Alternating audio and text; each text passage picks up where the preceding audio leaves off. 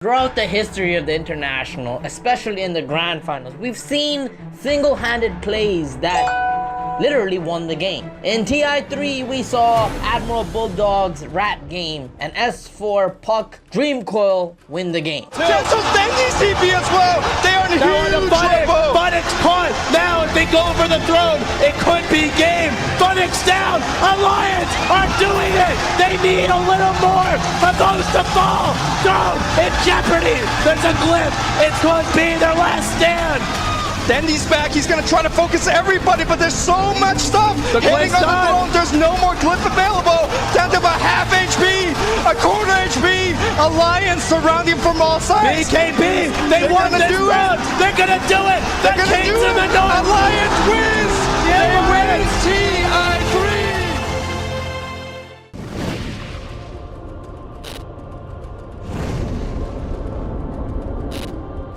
In TI5, we see the $6 million Echo Slam with Universe and PPD going in. Blind leap of faith, and then they're all in there and they all died to the Echo Slam, so. They're all together. PPD, here comes the Ice Blast, ready for the dawn! In from Universe! It's a disaster! CDEC! They're gonna get wiped from the face of the earth! In TI6, we saw a team that had the most bizarre game style and dominate the game. No one could attack them. No one knew what they were doing. They were levels above the game. And then in TI7, we saw Miracle do the single most devastating play that we've ever seen up to TI history. Yes, we've seen the immaculate plays with Juggernaut. He used his Omni Slash and was healing at the same time and was doing all kinds of things. Last minute critical strikes, calculating his damage, although he was fighting against a Centaur. And he won the game. The tides of the game shifted, and he literally took over the whole momentum of the series after that one fight. So yeah, in TI history, in the Grand Finals, we've seen epic plays. But in TI8, we have seen nothing like this. Absolutely nothing. Many people already seen this, but I'm going to tell a story about it.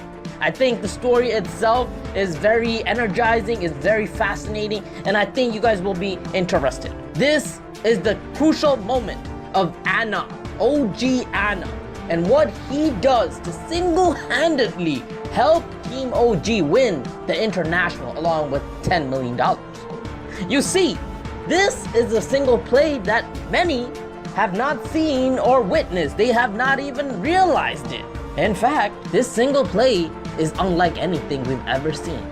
Yes, it's a defensive play. It's a play that's not offensive. No. It's something else. And I'll let you guys witness it. He's in trouble. Double on right side is connect. He's got the man to back him in a second, but can he really play his way out of this one? He cannot. Anna down for a minute and a half. Just having all this vision. Excellent from this whole tournament. So at this moment, let's stop and rewind for 1 second. Let's give a prelude to this video. First of all, this is game 4. Game 4 is a best of 5 series in the Grand Finals. If OG lost this game, they would be eliminated. So lgd Gaming had 2 games already won. They were trying to get the last game. Their game 4 was their deciding game. They were trying to win it no matter what. And OG was clinging on to life. He's found Arne. Arne's in the field. The motor's over. He just gets taken down. Dead for 50 seconds, Thompson. Being chased by Somnus. They've got the dust down Thompson as well. X-Nova picked up inside of the snowball. Thompson will fall. So OG would have a big lead until all of a sudden they started pushing a little recklessly and lose the lead. In fact, the biggest moment was at this time, around 40 minutes into the actual game time, and it was 7,000 gold lead for lgd Gaming, the Chinese superhouse. Now at this moment, OG's Anna with Phantom Lancer is trying to buy a more advanced item, like a butterfly, and he's trying desperately to get the item. However, at the same time, he got caught while farming.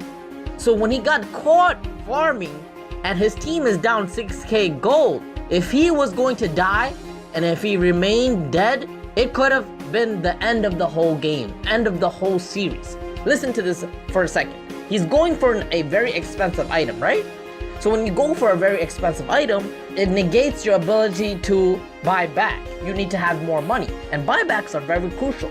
Because if you can buy back in a pivotal time, a pivotal game, it can negate an enemy push, high ground push. It can potentially save your ancient. I hope that makes sense to you, right? So Ana was in the jungle by the ancients and he got caught. The whole LGD gaming was surrounding him. So he was doomed to die. He was going to die no matter what. He was dead. FY just giving so much information for the team. He's got eyes on him. If the punch on the wrong target, but the snowball pass will catch Ana. He's in trouble. The blow right side is connect. He's got the man to back up in a second, but can he really play his way out of this one? He cannot. So then he desperately goes next to the secret shop. He desperately goes back to do what? Yes, he goes back to sell the items that would give him enough money to have a buyback. Even though it would mean to break up his butterfly. He's not going to get the advanced item. It's a desperate situation. You see, the team is already down 7k gold. And if he was going to go for a greedy item, it could potentially end the whole series right there. That moment itself was a game-winning moment. It was a legendary moment. It was a moment of sacrificing your own, beneficial need. Where you logically think, hey, I want the better item. But no, you prevent your own ego. And you say, hey, well, how can I help the team at this crucial moment? That's literally what he was doing. Even though he was getting surrounded by thousands of attacks, all the moments while he's getting attacked, he's thinking about it. He's thinking about, what should I do? What can I do to help my team? And even the commentators have no clue what's going on. This is a very high level move. Just like the moment in the Elric Brothers' story.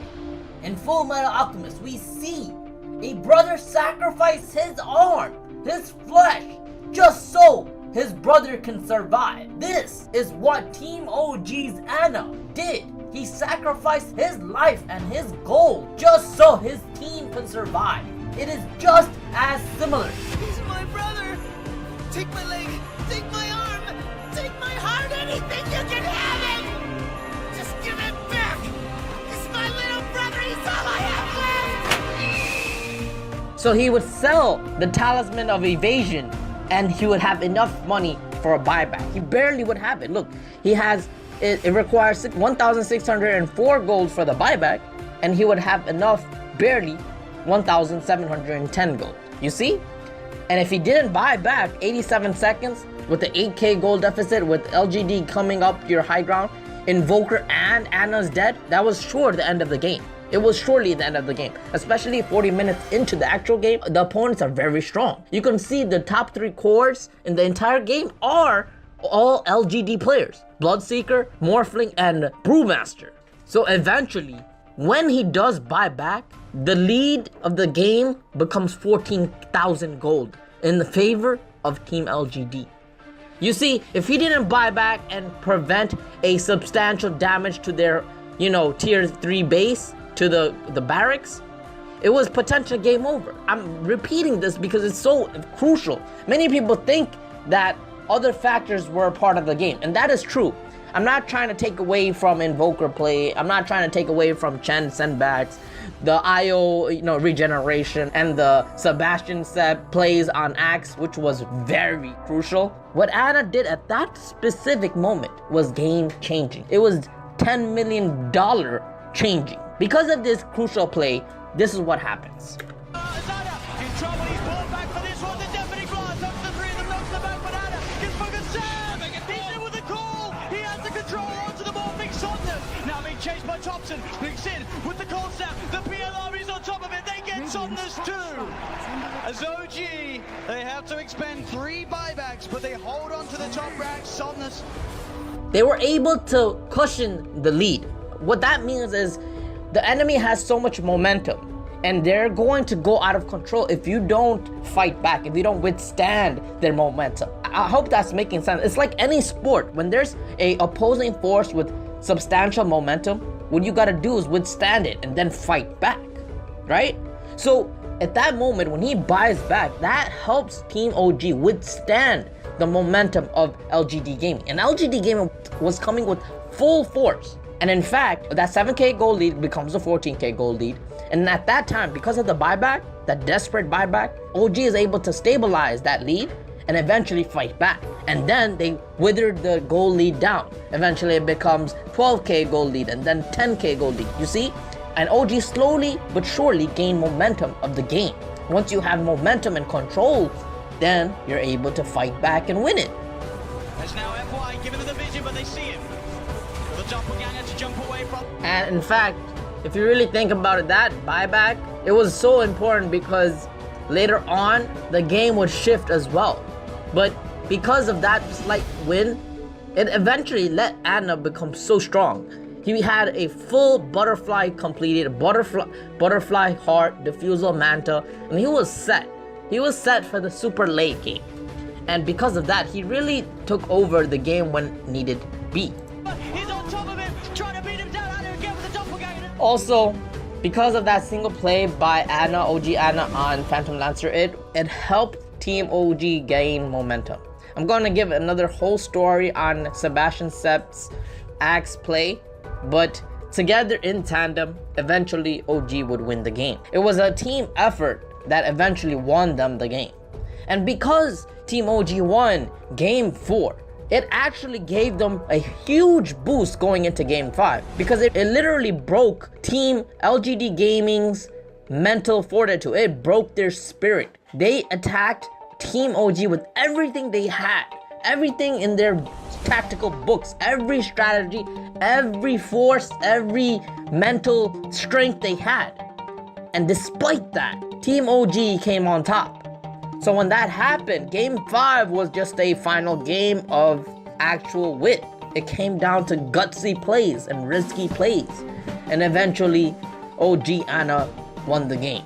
But the real story comes from Game 4 and this pivotal play. It's because he's able to do such an unselfish move, a very team play orientated move that really saved them their ancients. And because of that, Team OG are the victors of TI8. I hope you guys enjoyed this video. I know I hyped up this particular play a lot because many people will not care about such a thing. People always look at the highlights, look at the flashy plays, but they don't look at the little things that actually wins the game. And that's why I've decided to make a whole video on it. And if you want, you can subscribe to Crystalis Dota. Until next time, I'm out.